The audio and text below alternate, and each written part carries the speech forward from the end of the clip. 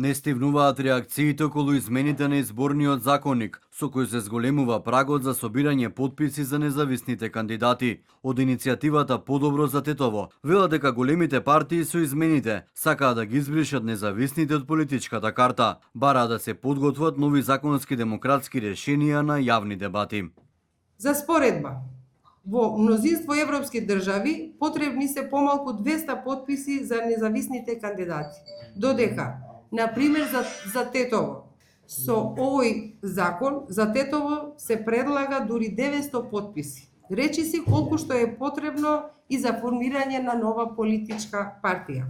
Измените на изборниот законник поминаа на првото читање во собранието, но се сопнаа на Бадентер потребен за изгласување на законот. Независните веќе испратија писмо до претседателката Давкова да не го потпишува законот, оти како што посочија Бадентеровото мнозинство. Големите партии можат во секој момент да го обезбедат. Со измените директно се елиминира можноста за учество на независни кандидати, што представува флагрантно кршење на уставно загарантираното избирачко право и бескрупулозен изборен инженеринг. Да се подсетиме дека за независните гласаа 56.000 граѓани на минатите избори во 2021 година, со што внесоа своји независни представници во 33 општини во градот Скопје. Премиерот Мицкоски пак вели дека ги анализираат сите забелешки, но се носат најдобрите решенија кои се во интерес на граѓаните, а не на одредени поединци или граѓански здруженија. Предлог законот за измени и дополнување на изборниот законник по скратена постапка го поднесе пратеникот од ВМРО ДПМН Никола Мицески, ако поддржаа СДСМ, Знам и Вреди со 78 гласа.